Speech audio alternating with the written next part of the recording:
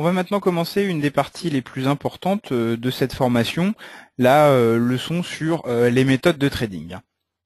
Alors on va dans un premier temps rappeler quelques principes de base. Pour ça, on va piocher dans tous les grands principes qu'on a vus depuis le début de la formation. Donc il va falloir pondérer plus fortement les trades dans le sens de la tendance. On ne va pas s'empêcher de saisir des opportunités qui nous semblent bonnes si elles sont contre la tendance. Par contre, on va être plus prudent avec ça et on va en gros prendre moins de risques avec les positions inverses à la tendance et peut-être être plus gourmand avec les positions qui sont dans le sens de la tendance. On va toujours utiliser des techniques simples et répandues et s'intéresser aux signaux les plus évidents pour respecter le principe d'auto-réalisation de l'analyse technique. On va également toujours coupler études techniques et études graphiques. Je rappelle que chez nous, chez professeurforex.com, on fait la différence entre l'analyse graphique, tout ce qui étudie directement les courbes, et l'analyse technique, tout ce qui est indicateur et tout ce qui retraite mathématiquement les cours, tout ce qui ne s'intéresse, tout ce qui n'est pas de l'information brute, parce que quand on étudie les graphiques, on étudie de l'information brute, et quand on étudie des indicateurs techniques, on étudie de l'information retraitée, l'information étant l'évolution des cours. On va également rappeler qu'on va utiliser deux échelles de temps. Par exemple, si on fait du trading sur un graphique en 60 minutes, on va définir une tendance générale sur un graphique journalier. Tout du moins, on va aller voir ce qui se passe sur le graphique journalier. Et sur le graphe le plus long, on va mettre l'accent sur l'analyse graphique, vu que l'analyse graphique, ça nous permet principalement de définir une tendance. Et sur le graphique de plus court terme, on va mettre l'accent sur l'analyse technique. On va voir ça en détail quand on développera la méthode de trading. D'autres principes de base, on ne va pas oublier qu'il faut rechercher des confirmations, non seulement entre analyse graphique et analyse technique, mais également entre deux techniques d'analyse graphique ou entre deux techniques d'analyse technique, ou entre deux interprétations d'un même outil. Donc, on ne va pas oublier ce principe des confirmations qui va faire qu'on va prendre finalement plus ou moins de risques dans notre prise de position, sachant que plus une prise de position est confirmée, moins elle est risquée, mais plus elle a de chances d'être retardée. Donc, il ne faut pas attendre trop de confirmations. On ne va pas oublier qu'il faut aussi utiliser des filtres. Les filtres, c'est quoi? C'est des règles de prise en compte de signaux. C'est-à-dire que on a vu que les indicateurs pouvaient nous fournir des signaux qui sont de bons signaux, qui nous font gagner de l'argent, mais qu'il y avait également beaucoup de faux signaux. Et le filtrage, c'est simplement l'élimination de ces faux signaux via des règles de prise en compte qu'on a vues au fur et à mesure qu'on développait les différents indicateurs qu'on vous a présentés. Et on ne va pas oublier non plus qu'il faut réfléchir en entonnoir, aller tout le temps du plus simple au plus complexe. Pourquoi? Parce que si on va directement au plus complexe, on perd la vision d'ensemble. Et sans vision d'ensemble, on a vraiment beaucoup de mal à faire un travail efficace. Donc, toujours dans les principes de base, on ne va pas oublier qu'il faut utiliser sans exception des stops et des limites, qu'il faut rester conscient des erreurs répandues, tout simplement pour essayer de pas les faire, ces erreurs répandues. Si on est de la même manière qu'un fou est à moitié guéri s'il est conscient qu'il est fou, si on est conscient des erreurs qui sont répandues chez les traders, on est moins sujet à les faire, vu qu'on va pouvoir un petit peu se surveiller pour voir si on les fait pas, ces erreurs. Il va falloir également rester à l'écoute de ces émotions pour toujours vérifier si vos décisions elles reposent sur une analyse qui est logique. Et on va également rester attentif au calendrier économique parce qu'on a vu que les statistiques qui sont publiées peuvent avoir une grande influence sur l'évolution des devises et que des analyses techniques en gros peuvent être invalidées par une publication statistique. Donc si on ne sait pas quand est-ce qu'elles vont être publiées, c'est un petit peu la roulette russe. Donc il faut rester attentif au calendrier économique. Et on va également se rappeler qu'il faut toujours utiliser un plan de trading. C'est ce qu'on va développer maintenant. Donc qu'est-ce qu'un plan ou une méthode de trading, c'est en gros une méthode de rationalisation d'une décision de trading. C'est un tutoriel pas à pas pour effectuer une opération. Ce sont donc des règles précises de prise de position qu'on établit à froid. Et on va utiliser dans une méthode de trading toutes les techniques qu'on a vues au cours de cette formation. Donc, on va commencer à développer à l'écran un exemple de méthode de trading en 6 étapes. Donc, on va dérouler ces 6 étapes et on les mettra, on apprendra ensuite à suivre une méthode de trading, à l'évaluer et à la modifier. Et je vous renvoie à une vidéo à part pour pouvoir avoir des exemples de mise en application de cette méthode de trading. Donc, la première étape, on va prendre le graphique le plus long. Donc, si on fait du trading sur un graphique horaire, on va prendre le graphique journalier. Et sur le graphique le plus long, à l'étape 1, on va premièrement pointer les pics et les creux, ce qui va nous permettre d'identifier les figures, les lignes de tendance, support, résistance, etc. Ensuite, à l'étape 2, on va faire cette fois notre étude technique sur ce même graphe long, donc le journalier, si on fait du trading sur un graphique horaire. Et là, on va pouvoir confirmer la tendance qu'on a repérée à l'étape 1 avec nos moyennes mobiles. Donc, en utilisant les différentes techniques qu'on a vues dans la vidéo correspondante. Donc normalement, à la fin de l'étape 2, la tendance générale est définie et il y a deux cas, soit une tendance est en cours, soit on est en train d'identifier un retournement. Alors si une tendance est en cours, qu'est-ce qu'on en déduit? On en déduit qu'il y a un sens dans lequel on va préférer rechercher des signaux. Et si un retournement est en cours, là on a déjà presque repéré un signal. Donc deux cas, tendance en cours ou retournement en cours. Ensuite, la troisième étape, on passe sur le graphique le plus court, donc celui sur lequel on prend les décisions. Donc, on va faire une étude graphique sur ce graphe court terme. On va repointer les pics et les creux. On l'a fait sur le graphique long, on va le faire également sur le graphique court. On va réidentifier les figures, les lignes de tendance, les supports et les résistances, etc.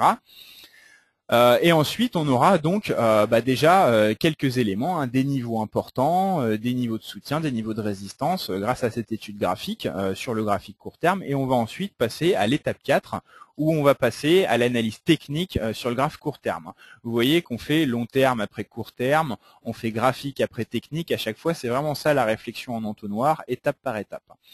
Donc après l'étape 3, on passe à l'étape 4 où on a l'étude technique sur le graphe court terme. Il y a 3 étapes, 3 sous-étapes dans cette étape. À la première, on recherche et on filtre les signaux sur notre premier indicateur. J'ai mis indicateur 1 et 2 pour vous montrer que de préférence on utilise 2 indicateurs et que vous pouvez choisir ceux que vous voulez parmi les indicateurs qu'on vous a présentés. Donc à l'étape 4A, on recherche et on filtre les signaux sur le premier indicateur. À l'étape 4B, on recherche et on filtre les signaux sur le deuxième indicateur qu'on a choisi. Et à l'étape 4C, on fait le bilan de ces signaux et on recherche des confirmations. Donc si on veut utiliser la méthode du scoring qu'on a vu, c'est à l'étape C qu'on l'utilise quand on fait le bilan des signaux et qu'on recherche des confirmations entre signaux. Donc, à la fin de l'étape 4, la prise de position est décidée. Donc, on sait si on prend une position acheteuse ou vendeuse ou si on n'en prend pas, tout simplement, ou si on attend de nouveaux signaux. Ensuite, on passe à l'étape 5. Maintenant qu'on a décidé de la prise de position, il faut déterminer ses objectifs. Donc, on va rechercher des confirmations sur le graphique entre point pivot, Fibonacci, support et résistance.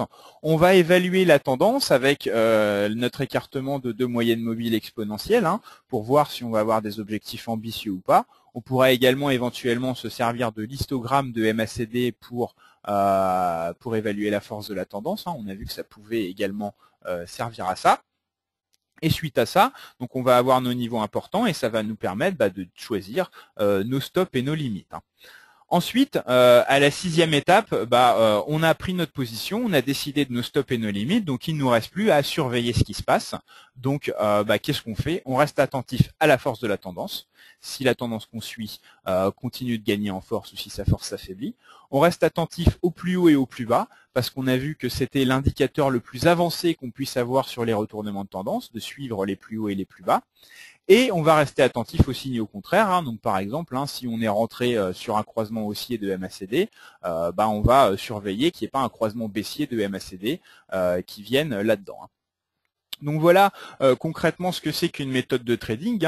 C'est très simple, c'est simplement un tutoriel où on se dit on fait ça, on fait ça, on fait ça, on fait ça. On utilise telle technique, on utilise telle technique, on prend en compte tel indicateur, etc., etc.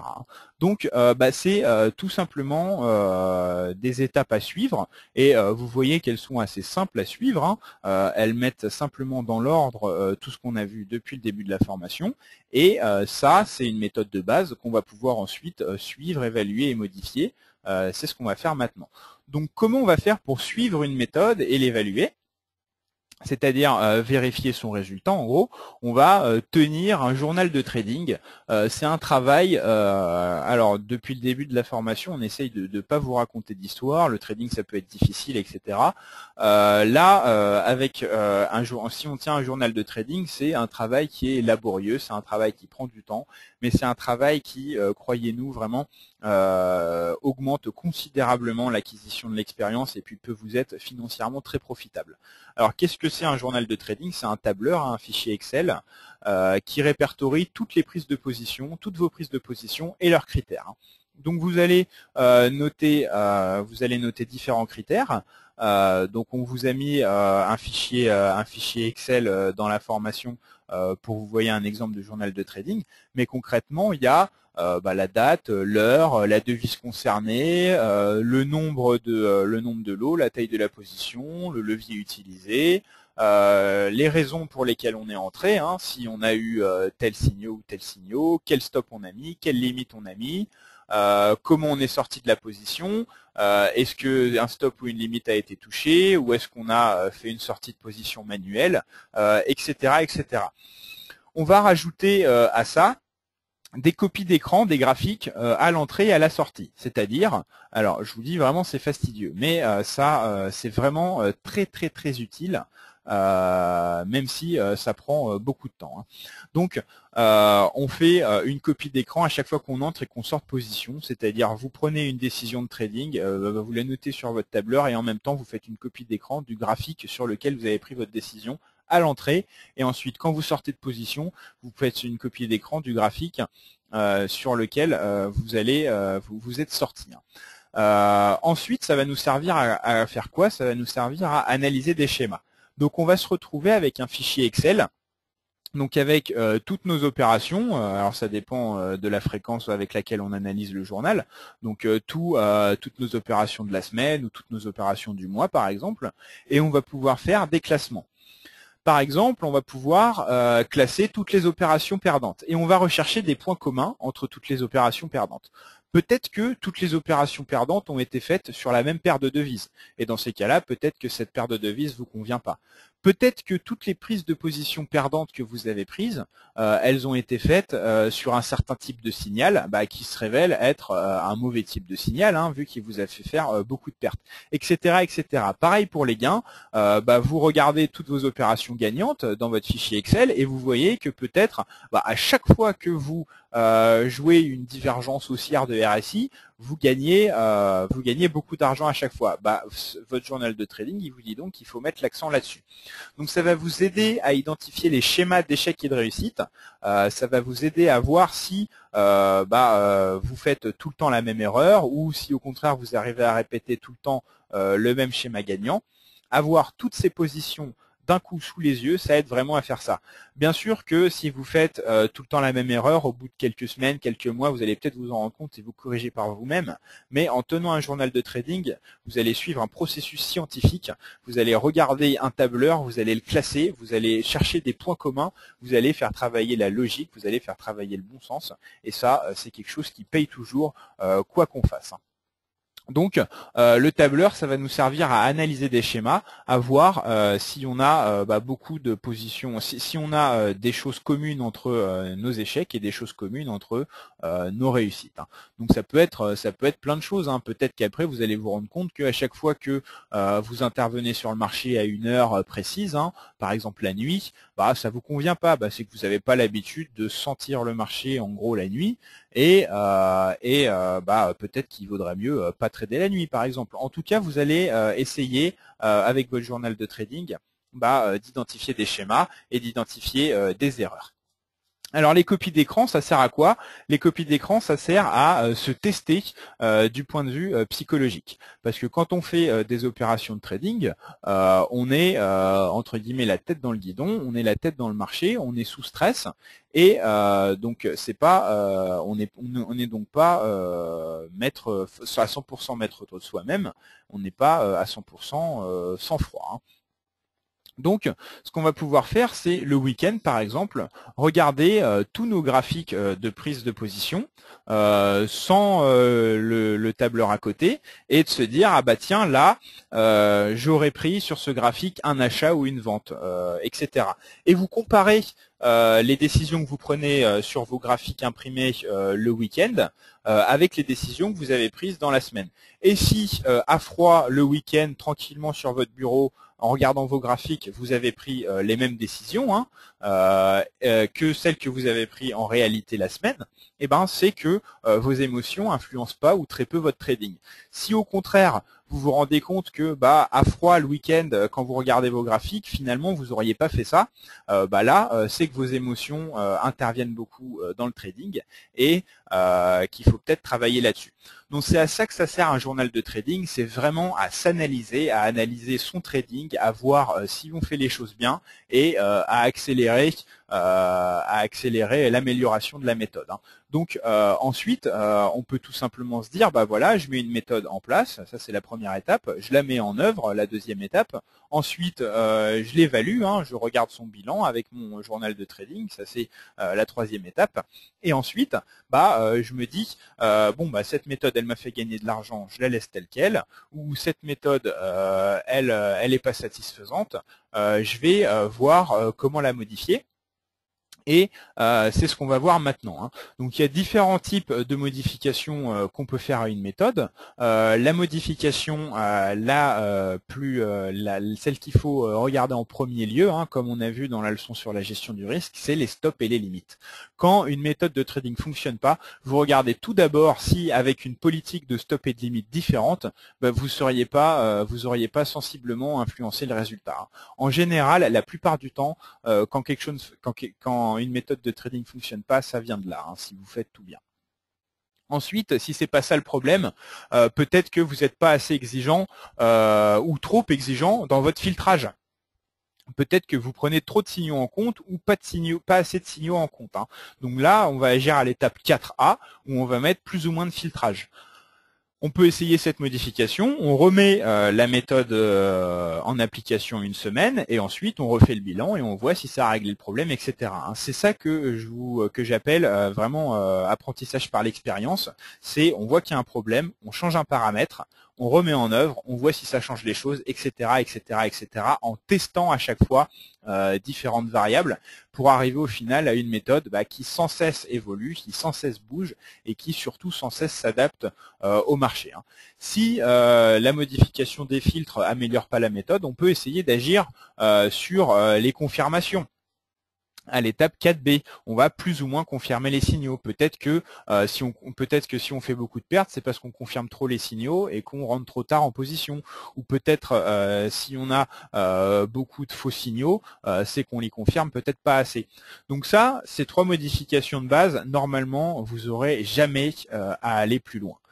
Avec ces trois types de modifications, si vous appliquez scrupuleusement les connaissances qu'on vous a transmises au cours de cette formation, vous n'aurez jamais besoin d'agir sur d'autres points que cette méthode, que ces trois modifications de la méthode de trading qu'on vous expose. Ensuite, il peut y avoir des cas où on a vraiment beaucoup de choses à changer et on va peut-être modifier dans ces cas-là les paramètres des indicateurs. Hein. Donc ça, c'est vraiment un niveau avancé, c'est aller chercher dans le réglage des indicateurs. C'est un petit peu comme si on faisait du filtrage avancé, sauf qu'au lieu de filtrer des faux signaux, c'est-à-dire les repérer et les éliminer méthodiquement ensuite, on va modifier les réglages de l'indicateur pour pouvoir éliminer des faux signaux. Alors je vous invite, si vous êtes intéressé par ça, à nous poser des questions grâce au service de support qui est inclus à cette formation. On vous donnera des pistes d'études, des pistes de réflexion, mais on n'est pas vraiment pour ça. Pourquoi? Parce que quand on commence à trifouiller entre guillemets les réglages des indicateurs, on met un pied dans ce qu'on appelle le trading automatique et on met un pied aussi dans la surcomplication des choses.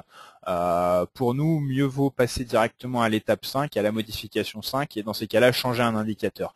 Parfois, le trading, c'est quelque chose quand même d'assez personnel, et il se peut que consciemment ou inconsciemment, vous en ayez un peu marre, entre guillemets, d'analyser tout le temps le même indicateur. Donc parfois, c'est un peu ça, et puis il faudra dans ces cas-là changer un indicateur. C'est pour ça qu'on vous en a présenté 4, et qu'on n'en utilise que 2 dans la méthode. C'est justement pour pouvoir vous laisser l'opportunité de piocher dans ces indicateurs pour pouvoir construire votre propre méthode de trading. Donc voilà ce que c'est qu'une méthode, voilà comment la suivre, voilà comment la modifier. Alors qu'est-ce qu'on va faire maintenant? Je vais déjà vous inviter à vous reporter au tableur Excel qu'on vous a fourni dans cette formation pour pouvoir avoir un journal de trading à commencer à remplir si vous faites déjà du trading ou si vous êtes pourquoi pas sur compte démo. Ensuite, ce qu'il faudra pas oublier, c'est bien sûr de regarder les vidéos de mise en application de cette méthode. Alors là, on va passer très calmement à pointer les plus hauts et les plus bas, pointer les lignes de tendance, relever et filtrer tous les signaux. Donc, on va commenter tout ce qu'on fait sur les graphiques, un petit peu comme si on faisait du trading en temps réel. Alors, ça sera pas des exemples de trading réel, mais ça sera de l'analyse en temps réel. On va dérouler toute la méthode de trading devant vos yeux. On va appliquer la méthode de trading devant vos yeux et se dire là on aurait attendu, là on aurait acheté, là on aurait vendu, etc. sur différents horizons de temps et sur différentes paires de devises.